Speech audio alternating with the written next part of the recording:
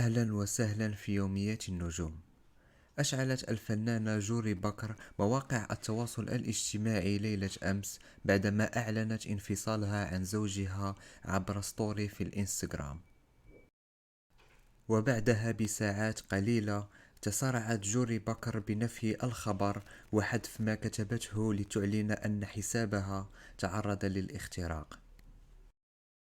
وقالت جوري في تسجيل صوتي نشره برنامج إيتي بالعربي: "واحدة مش محترم الله أعلم مين، أو واحد مش محترم. أنا فجأة مش عارفة أدخل على حسابي وبكتب كلمة السر أكثر من مرة". شكرا جزيلا على المشاهدة. لا تنسوا الاشتراك والإعجاب، وإلى اللقاء.